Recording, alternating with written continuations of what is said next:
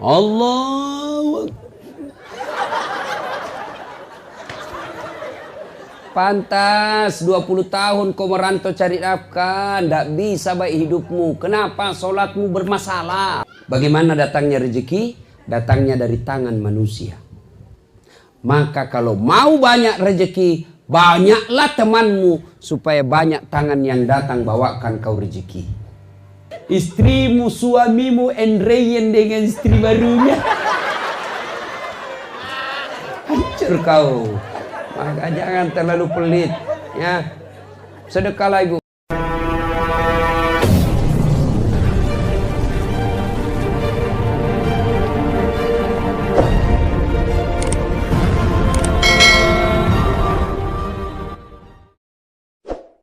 Gara-gara pil caleg mau bertengkar, jangan. Mereka mau jadi anggota DPR, kamu tim sukses bertengkar. Ini juga karang-kara tim sukses kasih berkelahi orang. Dia mau dapat proyek, bohong aja kerjanya. Siap, baleho pak, siap aman. Disuruh bikin 10, 2 aja dia bikin. Ada tim sukses di sini? Banyak. Ibu majelis taklim juga biasa jadi tim sukses.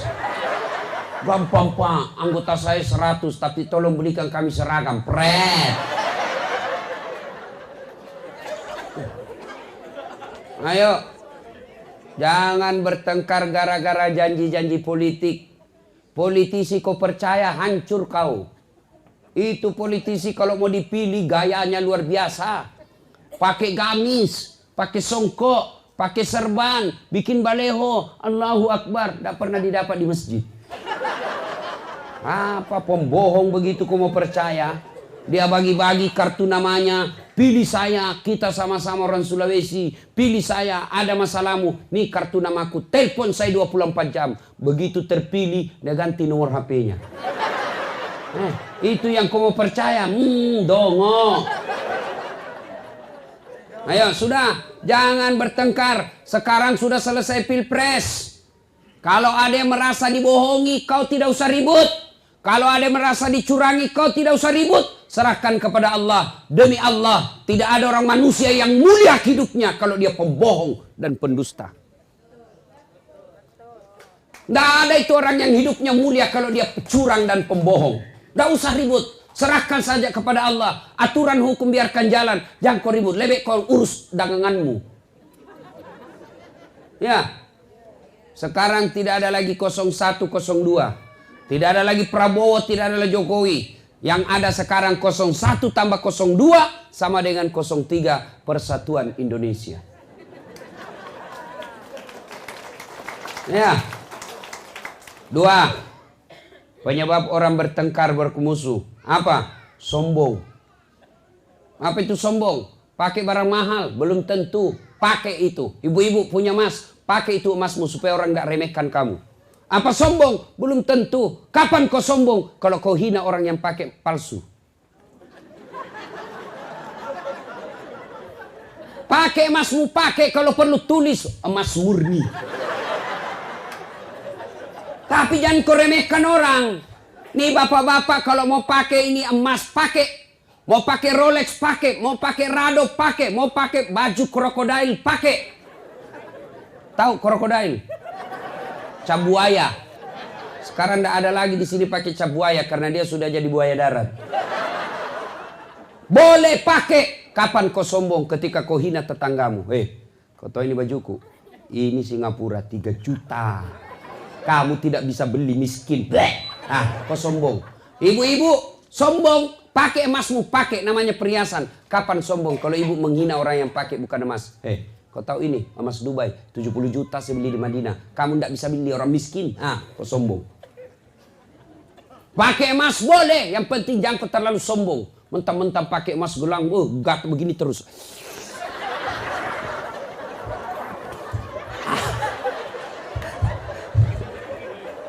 Ayo.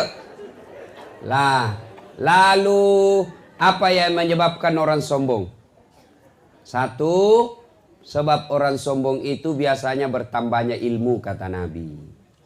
Ya, di sini bisa jadi sombong anak sarjana yang tinggi sekolahnya, Pulang kampung sombong. Dia lihat tetangganya tidak ada sekolahnya, dia sombong gara-gara ilmu. Jangan.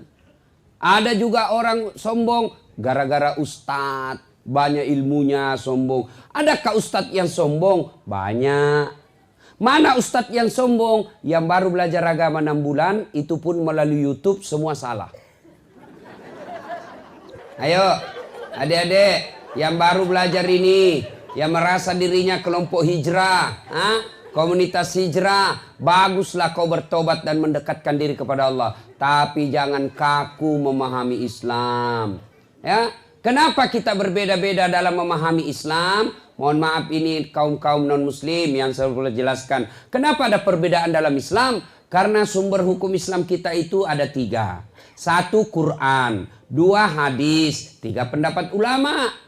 Quran hanya tertulis, hadis hanya tertulis. Hadis mengatakan, saya melihat Nabi takbir sejajar dengan bahu, sejajar dengan bahu. Mana disebut sejajar dengan bahu? Tidak ada videonya, tidak ada gambarnya. Maka orang berimajinasi, membayangkan sejajar dengan bahu itu bagaimana? Pertama begini, Allahu Akbar.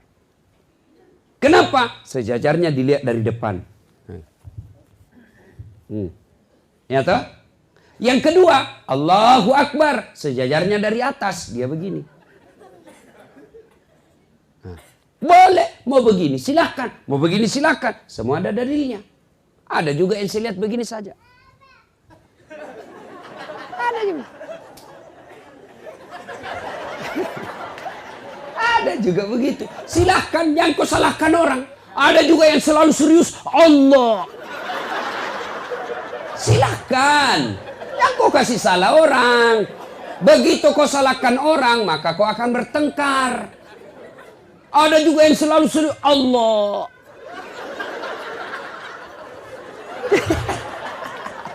Silakan, jangan salahkan orang, ya. Jelas ya? Ya. Jangan sombong gara-gara ilmu. Allah marah, dia cabut ilmumu, maka kau bisa pikun. Kalau pikun mana ada obatnya? Pak, kalau ada orang jago sekali salah-salahkan orang, tanya saja, kalau dia bilang dirinya jago, bos, apa terjemahannya Alif Lam Mim? Itu saja kau tanyakan, apa terjemahannya Yasin? Dan saya bilang, tidak tahu. Apa kau mau sombongkan? Yasin aja kau tidak tahu. Ya, jangan sombong gara-gara ilmu. Marah Allah deh, kasih pikun. Ada orang pak, banyak sekali gelarnya, banyak betul gelarnya. Begitu dia mau pensiun, mulai pikun. Diprotes sama istrinya, Pak. Biasanya kalau kau mau mengajar, kau cium-cium jidatku. Ini sudah hampir 2 minggu, tidak pernah lagi kau cium saya. Dalam hati suaminya, astagfirullah. Berarti siapa kau cium selama ini? Ternyata pembantunya dicium.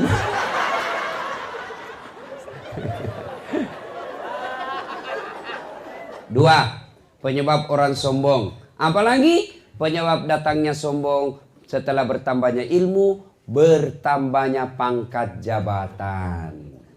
Ada kepala desa di sini? Ada? Kepala desa jangan sombong. Kau jadi kepala desa karena kau dipilih rakyat. Paling lama berapa tahun? 5 tahun. Kalau terpilih lagi 10 tahun. Tidak terpilih, wabillahi taufiq wal hidayah. Kau keluar, bos. Anggota DPR, jangan sombong. Kenapa? Kau jadi anggota DPR karena rakyat pilih. Kalau kau tidak dipilih lagi, kau jadi rakyat biasa. Jadi bupati jangan sombong. Kenapa? 5 tahun. Kau jadi bupati karena rakyat memilihmu. Jadi gubernur jangan sombong. Kau jadi pejabat karena rakyat memilihmu. Lalu apa yang kau mau sombongkan? Ada pegawai negeri di sini? Camat, lurah, jangan sombong. Pensiun jadi berhenti kau jadi pegawai negeri. Apa?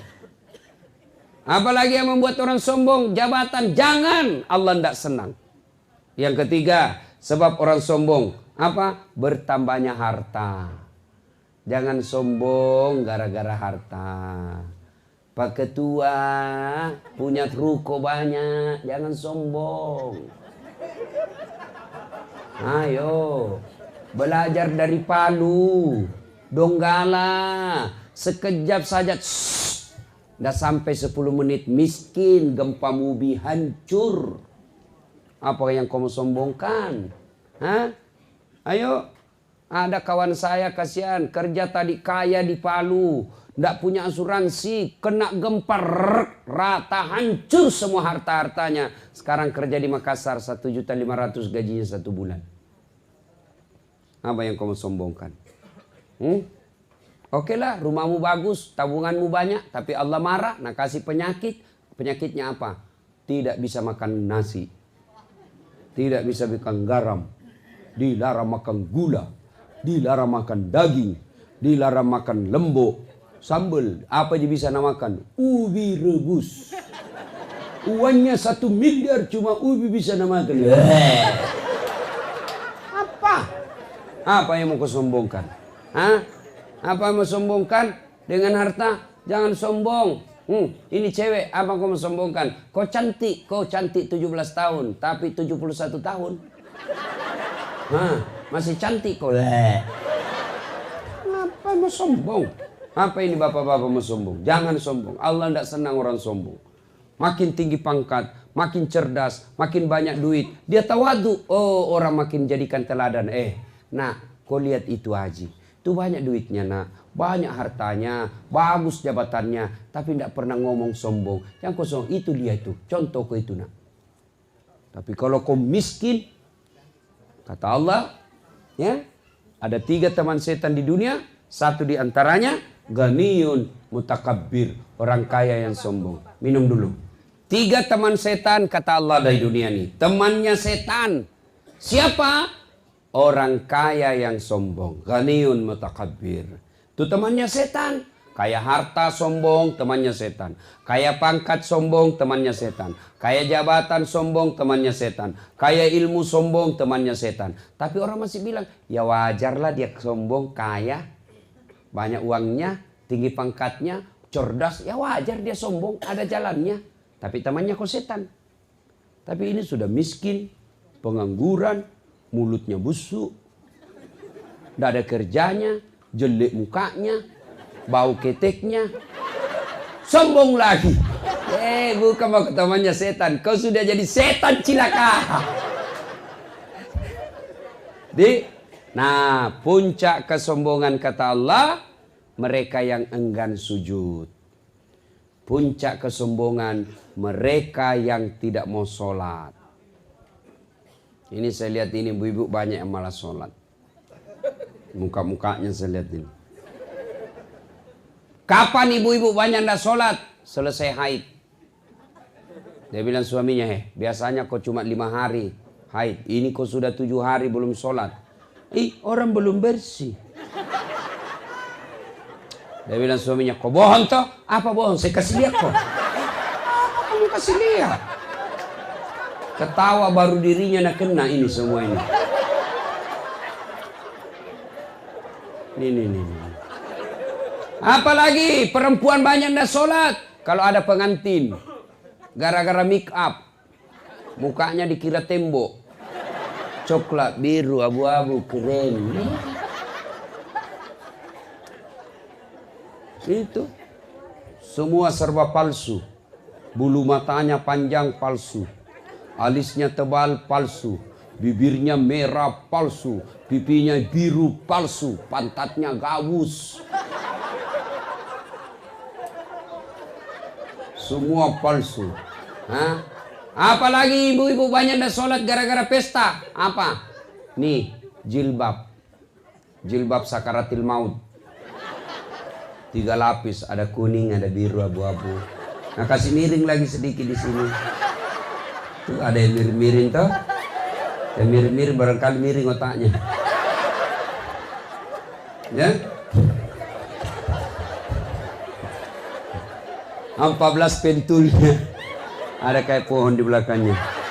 Udah ikatlah di lehernya. Akhirnya dia bisa goyang lehernya begini. Dia pakai lagi roknya sempit. Dia bilang saya buru-buru kok. Ya, tunggu dulu Pak. Beleng-beleng. Dia bilang semuanya, pi kau sholat. Kau tiap tahun pi umrah, pi sholat. Apa dia bilang istrinya? Sadar kok pak.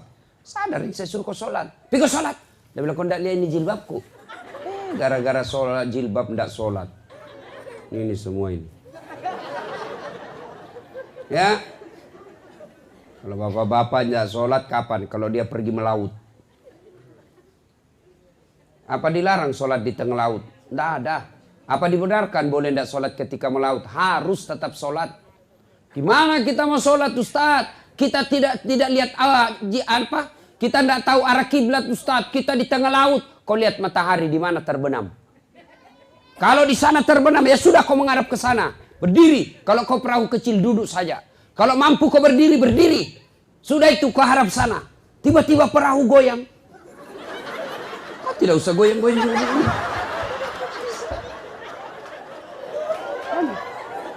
Ya. Ustadz, bagaimana kita mau sholat di perahu Ustadz? Kita bau oli, kita bau keringat, kita bau matahari. Allah tahu bapak lagi dalam keadaan kerja, boleh sholat bau oli. Baju saya kotor Ustadz, Allah tahu bapak lagi dalam keadaan kotor. Yang penting bapak tidak kena kencing bajunya dan tai. Boleh. Apa lagi? Apa lagi kau tidak mau sholat? Bilang apa? Saya jawab semua. Ayo. Ustadz, saya tidak bisa berdiri. Duduk. Bagaimana cara sholat duduk? Lihat ini sholat duduk. Saya ajari nih. Anggaplah lagi di atas perahu. Atau di atas kapal. Atau di atas mobil. Sholat duduk. Begini caranya. Takbir. Allahu Akbar. Ruku. Kepala saja goyang. Allahu Akbar. Sami'allahu liman hamid. Sujud bukan cuma kepala goyang. Badan ikut ditundukkan. Allahu Akbar. Sholat duduk. Ustaz tidak bisa duduk. Baring. Anggap di sana kiblat. Kepala di sini. Nah, beginilah. Anggaplah ini. Kiblatnya kepalanya ini. Ya. Sudah. Ini saja goyang. Allahu Akbar. Allahu Akbar. Kepala sudah dikasih begini. Jelas. Saya tidak bisa begitu Ustaz. Sholat pakai isyarat. Mana namanya sholat pakai isyarat? Matamu saja kau kasih goyang. Allahu Akbar.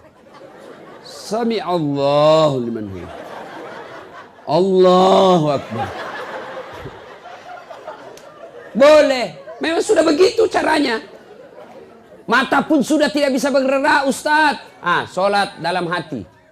Sholat dalam hati. Mana caranya sholat dalam hati? Semua bacaan sholat kau baca dalam hati. Tutup matamu, pejamkan matamu. Pejamkan, tangan tidak bisa bergerak lagi. Mata pun, bibir pun tidak bergerak. Tinggal dalam hati. Bayangkan lagi ruku, baca doa ruku. Bayangkan lagi sujud, baca doa sujud. Sudah, namanya sholat dalam hati. Tidak bisa juga itu Ustaz. Gampang. Ambil kain putih, bungkus. Bawa dikubur. Apa lagi? Jangan ketawa, saya serius ini. Demi Allah, saudaraku, tidak ada keselamatan kalian dapat kalau kalian tidak sholat. Tidak ada gunanya kau puasa. Itu kalau kau baik sifatmu, lalu kau tidak sholat, tidak ada gunanya itu baik sifatmu. Kan biasa orang bilang, tidak penting sholat. Tidak penting, yang penting hatimu dong. Biar kau sholat kalau hatimu busuk, tidak ada guna. Yang penting hatimu bersih. Tiba-tiba anak-anak muda berdiri dan bilang, setuju saya sama ini Bapak. Betul, karena dia juga tidak sholat. Kalau ada yang bilang yang penting hatimu baik, tanya siapa nabinya. Nabi Muhammad paling baik hatinya. Nabi Muhammad paling luruh akhlaknya. Nabi Muhammad paling baik tutur katanya. Tapi beliau tetap sholat beribadah kepada Allah. Apa alasannya? Bagi mereka yang tidak sholat, di akhirat kelak, Allah sampaikan, dah saat ini puasamu 30 tahun. Ini hajimu 2 kali. Ini sedekahmu. Ini pembangunan masjidmu. Mana kuncimu? Mana kuncimu? Apa kuncinya? Sholat 5 waktu. Tidak ada sholatmu. Kau tidak bisa nikmati ini harta. Kau tidak bisa nikmati ini semua amal-amalmu. Kenapa? Tidak ada kuncimu. Maka demi Allah, mereka yang muslim merasa dirinya muslim. Tapi tidak sholat, kalian kafir di hadapan Allah. Bahkan Nabi jelaskan, batas antara kekafiran dan tidak kafirmu adalah sholat. Ketika kau tidak sholat, kau kafir di hadapan Allah. Tidak ada agamamu mereka yang tidak sholat. Kristen jelas agamanya, Hindu jelas agamanya, Buddha jelas agamanya, Yahudi jelas agamanya. Islam tidak sholat, tidak jelas agamamu, kata Nabi. Maka kalau kau tidak sholat, tidak ada gunamu meskipun kau puasa tiap tahun. Ini intinya ceramahku.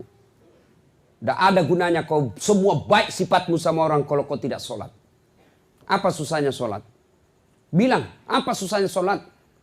Kau dalam keadaan bersafir, jalan kau dari sini ke Tarantuka, 800 km, boleh kau sholat di atas mobil.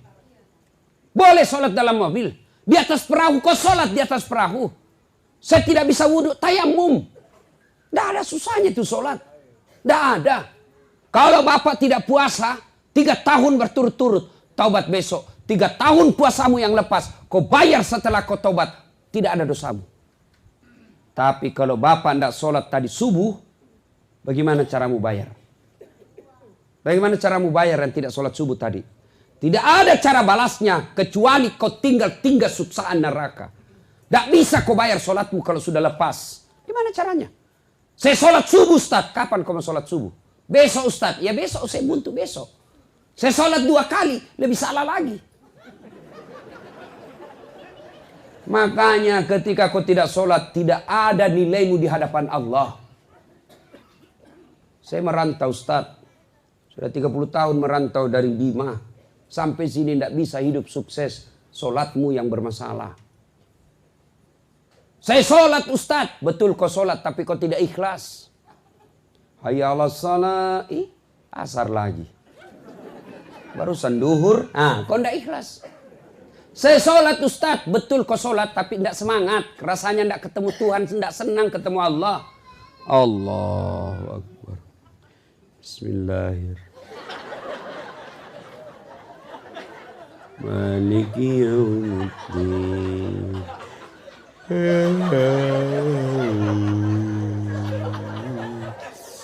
Ihdinas mustaqim siratal an'amta 'alaihim ghairil. Siapa ajar kau sholat begitu cilaka? Allahu Akbar, kayak ditiup angin. Ada jasa. Allahu Akbar.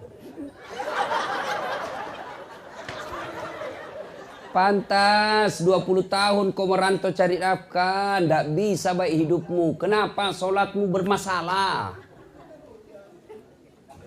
Mana ada orang baik hidupnya kalau sengsara? Mana ada orang sengsara hidupnya kalau baik sholatnya? Percaya Pak, kalau baik sholat, kecil punya ruko, kecil. Kecil punya mobil, kecil jadi sarjana anakmu, kecil semua itu. Kecil jadi anggota DPR, Allah cuma minta perbaiki sholatmu. Ya, ya, Ibu. Hah? Maka ibu kontrol sholatnya suaminya. Bapak kontrol sholatnya istrinya. Istrimu pergi ke jalan, telepon ketika sudah duhur. Ingatkan, Bu, sudah duhur. Kamu jalan sudah sholat dah? Bu, pergi suaminya cari merantau. Pak, kau di mana sekarang? Saya di warung kopi. Ini sudah duhur, sudah mau hampir habis asar. Kau sudah sholat dah? Itu namanya suami istri yang saling mengingatkan. Sudah sholat? Belum. Telepon lagi 5 menit yang kanan. Kau sholat? Telepon lagi 10 menit yang akan datang. Nanti kau berhenti telepon kalau dia bilang, saya sudah sholat. Baru itu yang bagus. Ibu ndak usah cemas kalau anakmu pengangguran.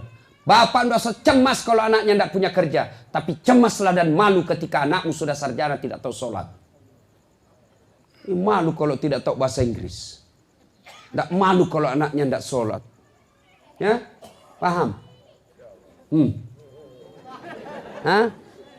Nah, yuk Bapak saudara-saudara sekalian. Nah, berikutnya. Apalagi yang menyebabkan orang putus persaudaraan? Tadi kepentingan kekuasaan. Yang kedua kesombongan. Yang ketiga apa? Sangka buruk. Ditelepon tidak dijawab. Mentang-mentang. Mulai sangka buruk. Ibu telepon suaminya tidak dijawab. Sangka baik. Oh, suamiku lagi sholat duha. Tenang. Telepon lagi jam 9. Tidak dijawab. Oh, barangkali suamiku lagi ngaji. Tenang perasaanmu. Jangan telepon.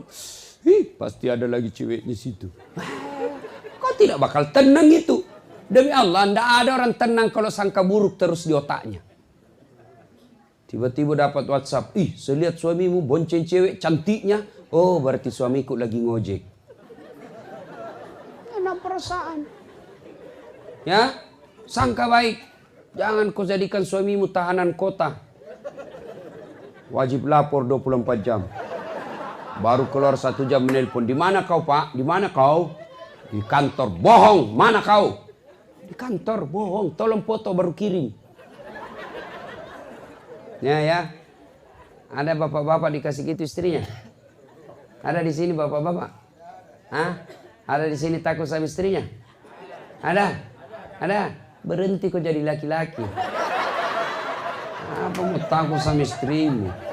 Tidak ada harga diri itu. Saya bilang sama istriku, boleh kalau duit habis-habis itu rezekimu, tapi jangan kamu kasih takut-takut saya.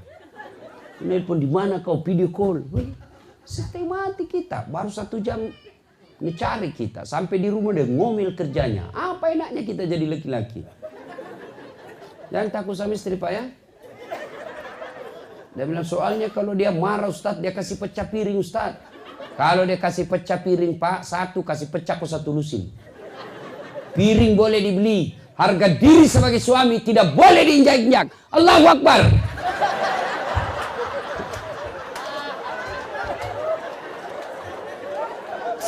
Yuk. Ada bilang Ustadz, berarti Ustadz tidak takut sama istrinya. Apa sih mau takut sama istriku? Cuma istriku lebih berani dari saya. Ibu, mau masuk surga? Bukan cuma masuk surga, dirindukan surga. Kata Nabi, perempuan kalau mau dirindukan surga 1, dirikan sholat. 2, puasa Ramadan. 3, jaga harga dirimu.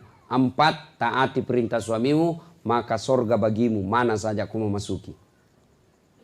Saya yakin ibu sholat, saya yakin ibu puasa, saya yakin ibu tidak jalan kecuali yang baik-baik. Tapi yang membuat ibu bisa masuk neraka gara-gara apa? Tidak taat sama suami. Sekarang ibu-ibu itu malas masak, ngontrol suami, suaminya dibentak. Tidak bakal biar hitam sidat gara-gara sholat.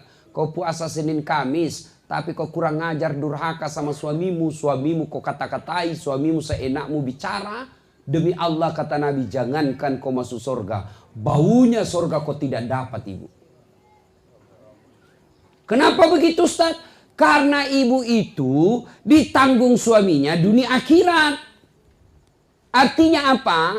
Kalau ibu berdosa, ibu keluar rumah dan di luar ibu berdosa, bukan ibu saja yang tanggung, tapi suami diseret masuk neraka gara-gara ibu yang berdosa. Beda laki-laki.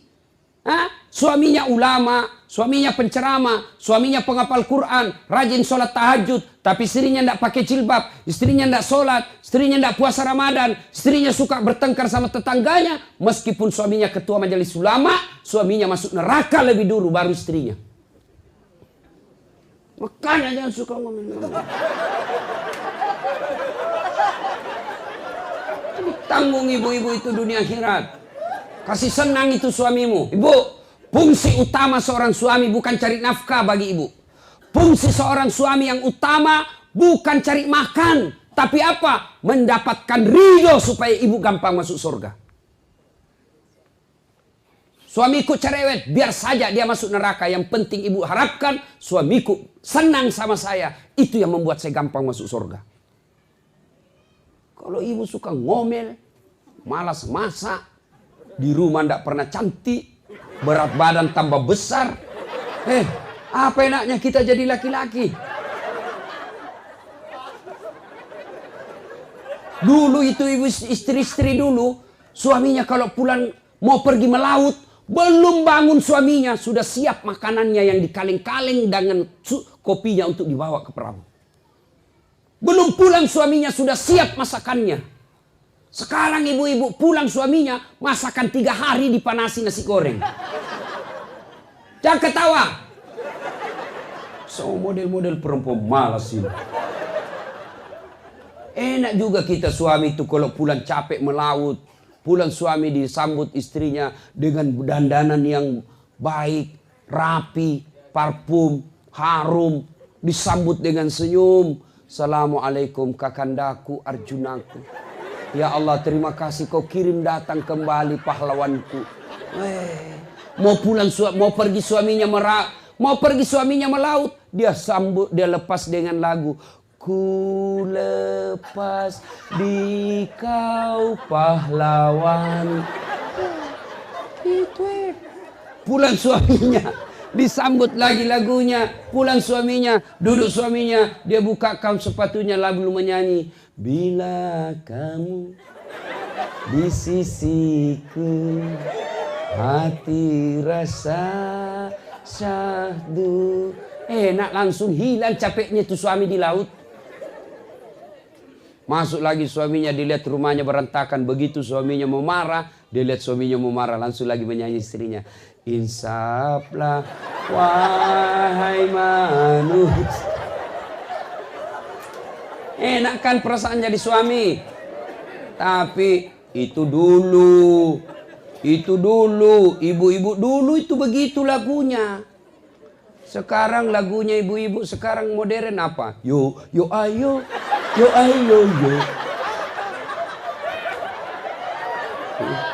Lebih parah lagi itu ibu. Ini ibu-ibu majelis taklim lebih hancur. Senam di lapangan. 17 Agustus nyanyi di lapangan. Gabung sama laki-laki. Apa perempuan dilarang olahraga? Harus kau olahraga supaya tetap kau cantik dan sehat. Yang dilarang kalau olahraga campur-campur laki. Bayangkan kalau ibu di depan. Celananya ketat. Baru ibu-ibu 1, 2. Lakinya orang di belakang 3. Apa dia pikir? Majelis taklim kok begitu? Ada lagi yang lebih parah. Ulang tahun pesta rakyat. Ini nih, sebentar lagi kita ulang tahun pesta rakyat 17 Agustus. Bikin panggung besar, nyanyi bareng-bareng, laki perempuan campur-campur. Goyang ke kiri nah. Kanan. Apa ini? Orang gila itu begitu. Jangan ikut-ikut majelis taklim begitu. Majelis taklim pakai jilbab besar, ikut pengajian, tapi masih suka nyanyi begini. Allah tidak senang sama kalian kalau begitu. Boleh nyanyi, boleh, tapi jangan gabung-gabung dengan laki-laki. Lagu gelah yang bagus-bagus, yang ada nasihatnya. Ya, jangan mentang-mentang dengar lagu nasihat, begitu suaminya sudah mulai pikun-pikun tua-tua, lagu nasihat sama suaminya. Apa lagunya? Bila Israel datang menjemput. Stres suaminya. Dah ya. Nah, waktu yang sangat terbatas. Apa hebatnya kalau banyak teman? Ya, apa hebatnya kalau banyak teman? Banyak teman, 1, murah rezeki. Murah rezeki. Kata Nabi, siapa yang mau umurnya panjang, siapa yang mau murah rezekinya, siapa yang mau gampang selesai urusannya, silul arham, sambungkan persaudaraan. Ya, kenapa memurahkan rezeki? Orang yang banyak teman. Contoh, bapak ibu berdoa di masjid, selesai sholat maghrib sampai isya 1 jam dia berdoa. Ya Allah, murahkan rezekiku, tambahkan daganganku, murahkan laku semua ya Allah. Gampangkan semua, murah rezeki saya. Apakah tiba-tiba ibu berdoa 1 jam, uang jatuh dari langit-langit masjid? Itu film karton. Lalu kalau ibu berdoa, bagaimana cara datangnya rezeki? Bagaimana datangnya rezeki? Datangnya dari tangan manusia. Maka kalau mau banyak rezeki, banyaklah temanmu supaya banyak tangan yang datang bawakan kau rezeki. Saya tidak banyak uangku, tapi banyak temanku. Di Makassar hampir tidak pernah laku duit saya, Pak. Di mana-mana saya pasti ada yang bayarkan. Saya ke warkop, Begitu saya mau bayar, tapi Ustaz, sudah ada yang bayar. Saya pergi ke pasar lelang, pasar Lelong, Makassar. Baru saya turun dari mobil, ada yang teriak, "Assalamualaikum Ustaz." Dalam hatiku, aman. Aman, pasti dibayar. Keranjang saya ada isi ula, ada isi gula, ada isi telur, ikan, sayur. Berapa Ji? Nggak usah Pak Ustadz. Nggak enak Pak. Nggak usah Pak Ustadz. Dalam hatiku, memang itu yang kutunggu. Banyak teman, banyak rezeki. Iya kan? Coba lihat orang yang banyak temannya. Selalu itu, berapa? Sebenarnya sama tetangga ini 10.000 Pak. Tapi sudahlah Bapak bayar modal saja 9.000. Banyak mudah, banyak rezeki. Yang kedua, banyak teman, gampang selesai urusan. Saya ke kantor polisi, perpanjangan SIM, dilihat sama Kapolres. "Assalamualaikum Ustaz." "Siap Komandan." "Waalaikumsalam." "Kenapa Ustaz?" Ustaz, Komandan, perpanjangan SIM." "Oh baik, gampang Ustaz." Kapolres terpanggil Kasat Lantas. "Kasat Lantas, tolong bantu Ustaz, urus SIM-nya. Jangan kau lagi minta uangnya, berdosa kau uang Ustaz kau makan." Selesai. Ayo, banyak teman, gampang selesai masalah. Begitu Bapak berurusan di kantor polisi, sahabat saya itu, sudah, tidak usah lanjut. Banyak teman, gampang selesai masalah. Yang ketiga, banyak teman bisa terpilih pilkada. Ya Pak. Dan yang keempat, banyak temanmu sehat walafiat, panjang umur. Kenapa bisa? Banyak yang doakan. Saya ini Pak, laki-laki jarum super. Jarang di rumah, suka pergi. Saya hampir tidak pernah di rumah Pak. Lebih banyak di luar, saya tua di jalan. Coba. Orang biasa bilang, kok kuat begitu Ustaz? Ini kameramen saya saja biasa boleh. Capek, sakit, badan. Saya sehat, Allah. Apa resepnya? Banyak yang doakan saya. Di Instagram saya, "Ustaz, semoga sehat walafiat. Semoga Ustadz dimudahkan perjalanannya." Dan tentu mereka doakannya saya ikhlas dan tulus. Maka bodoh kita Pak kalau banyak musuh. Biarkan orang memusuhi kita, tapi jangan kita yang mencari musuh. Ya? Nah, sekarang lagi. Bagaimana cara menyambungkan persaudaraan? Bagaimana? 1, maafkan orang yang salah. Sakit hati Ustaz, biarlah sakit hatimu Allah yang balas. Dia khianati saya Ustaz, biarlah Allah yang balas itu semua pengkhianatannya. Kalau Bapak balas, paling lapor di polisi. Kalau tidak, lapang 6. Atur damai. Ya, kecewa kita. Tapi kalau Allah yang balas sakit hatimu, nak kasih menceret kok. Nggak usah dulu ginjal, nggak usah penyakit jantung, menceret. Menceret 2 bulan. Apa? Mana bisa kita kerja kalau menceret 2 bulan? Begitu mau naik perahu, langsung pulang lagi. Coba sampai di rumah keluar lagi. Coba, jadi biarkan sakit hatimu, biar Allah yang balas. Minta maaf, ya.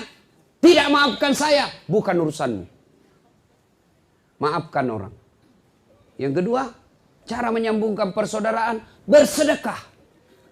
Sedekahlah. Bapak, Ibu, saudara-saudara sekalian, saya lihat masjid kita belum jadi. Ini yang kaya, yang ratusan juta duitnya di bank, lalu masjid kau tidak selesaikan, demi Allah, uangmu yang ada di bank nanti kasih repot kau kalau kau mati. Jangan pelit. Tidak ada orang miskin kalau dia rajin sedekah. Mana ada orang kita lihat bangkrut gara-gara sedekah? Ustaz, itu di kampung saya yang sudut. Dulu rumahnya itu yang itu sudut warna coklat. Kaya sekali dulu itu Ustaz. Hanya karena rajin sedekah dia bangkrut. Tidak ada itu orang bangkrut gara-gara sedekah. Yang bangkrut gara-gara apa? Maksiat, judi, narkoba, selingkuh. Bukan poligami. Poligami halal. Jangan takut poligami Pak. Yang penting Bapak mampu dan berani. Dia bilang istri, mengajar salah lagi Ustadz di atas. Ibu, mau gampang masuk surga? Mau? Suruh suami kawin lagi. Dia bilang banyak jalan menuju surga. Memang banyak, tapi macet. Ini jalur tol. Dia bilang sakit hati Ustadz. Ya memang sakit hati karena hadiahnya surga. Kalau tidak sakit hati ya kipas angin saja hadiahmu. Gimana suamimu tidak nikah lagi kalau kau tidak pernah cantik? Kita pulang daster tinggi sebelah. Kelihatan tali BH. Mau tidur bedaknya di sini tebalnya. Dah kasih timun matanya. Tidur sambil mengorok.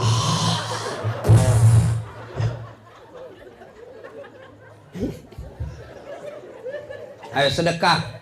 Ibu-ibu, mau panjang umur, sehat walafiat, sedekah. Ya, ayo sedekah. Tuh masjid kita hampir tuntas. Bantu masjid kita, Pak. Ustadz, saya tidak punya duit, tapi saya camat, bantu jabatanmu. Gimana caranya? Kau bikin edaran, bantu masjid. Kau datang ke masyarakat orang kaya. Sebagai camat, anjurkan mereka. Ayo bantu masjid kita supaya cepat diresmikan. Karena biasa kalau camat yang anjurkan beda dengan kalau biasa orang rakyat biasa yang anjurkan. Saya bukan camat Ustadz, tapi saya orang kaya. Bantu masjid dengan kayaanmu. Saya sumbang semen, saya sumbang tegelnya, saya perbaiki mic-nya. Sumbang itu semua. Itulah kekayaanmu yang kau miliki, yang telah kau sumbangkan. Harta yang ada di rumahmu belum tentu kau punya. Mati mendadak anakmu yang punya. Kalau anakmu baik, kalau anakmu anak salah. Nah, pakai narkoba, setengah mati kau kumpul uangmu. Ternyata dia pakai maksiat setelah kau sudah dikubur. Bu ibu, jangan biarkan suamimu sedekah sendiri. Bantu suamimu untuk sedekah. Enaknya itu kalau kita mau sedekah langsung istri bilang, Pak, berapa sedekah ke masjid?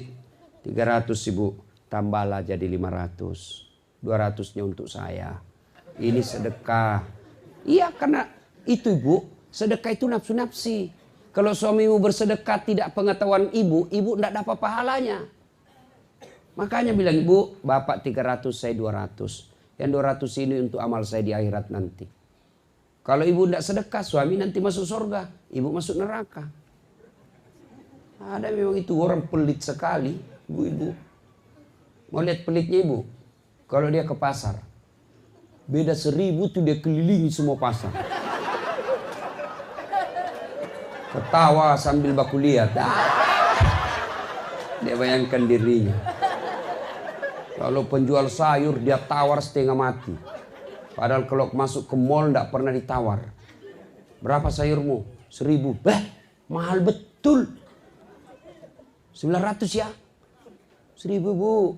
900. 1000. Betul dia bayar 1000 tapi apa? Ini 1000. Ambil jeruk 2. Pasti rugi orang. Jangan pelit ibu. Hei bu. Oi. Bu. Rumah bagus. Tempat tidur bagus. Tabungan banyak. Tapi pelit. Tiba-tiba kena serangan jantung. Mati mendadak. Siapa yang nikmati tabunganmu? Siapa? Istri kedua.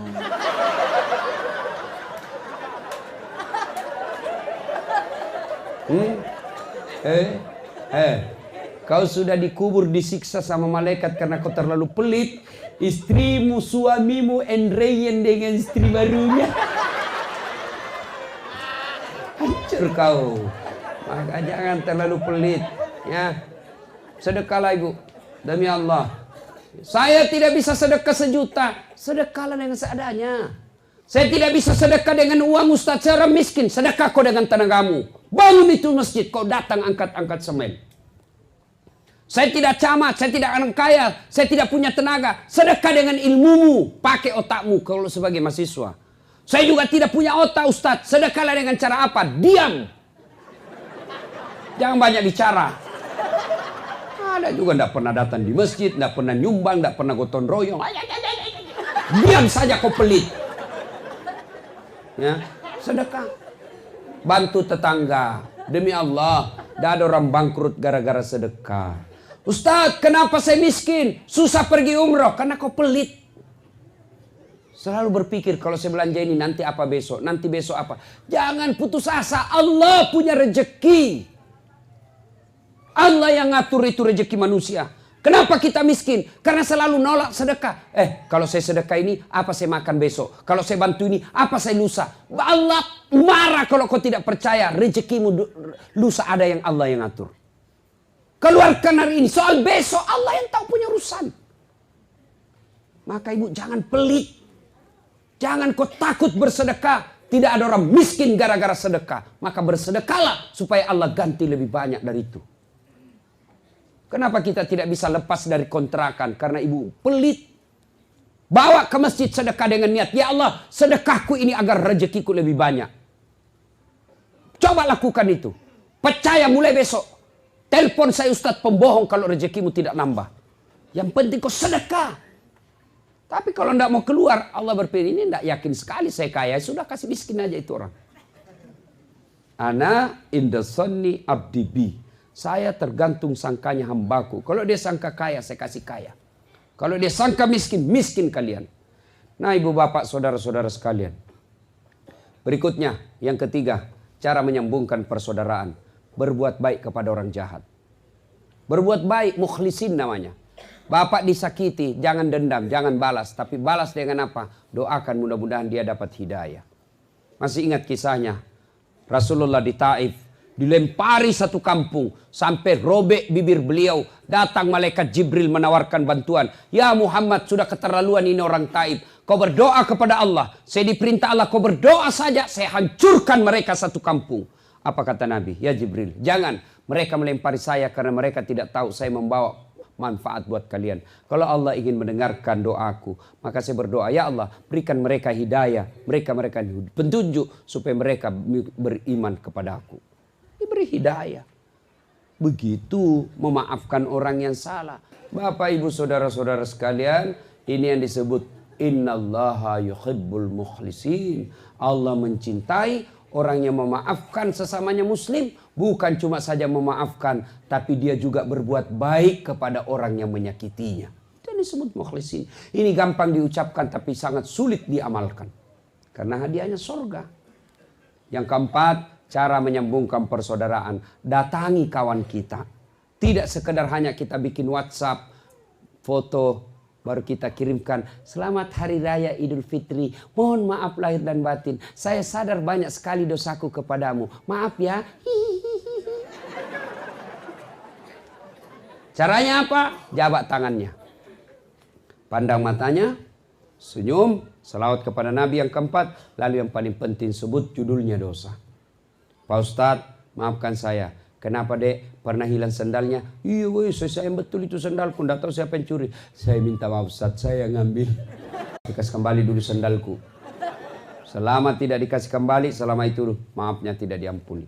Bapak ibu yang bertetangga, kalau mau berhalal bihalal, mau saling memaafkan, bapak pernah serobot tanahnya orang, kasih kembali tanahnya baru sah maafnya. Bapak-bapak minta maaf sama istri nanti harus sebut judulnya. Jadi kalau suaminya nanti minta maaf, suruh sebut apa judulnya. Maafkan saya bu, apa judulnya? Tidak usah, nanti kau ngamuk lagi. Maafkan saya, apa? Janji tidak marah ya? Janji dong, saya tidak mau marah. Maafkan saya bu, dulu saya waktu tugas ke Sulawesi, saya silap ibu. Saya selingkuh.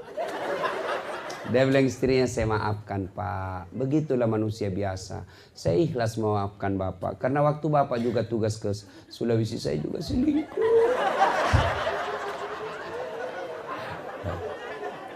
Nah ibu bapak saudara-saudara sekalian, makna terpenting dari halal bihalal ini adalah wa'tasimu bihablillahi jami'a wa la tafarraqu. Berpegang teguhlah engkau kepada tali persaudaraan agama Allah. Dan janganlah engkau bercerai-berai.